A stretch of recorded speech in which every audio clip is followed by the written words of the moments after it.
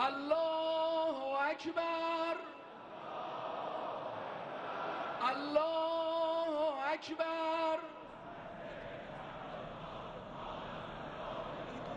هم غزه هم لبنان، جانم فدای قرآن.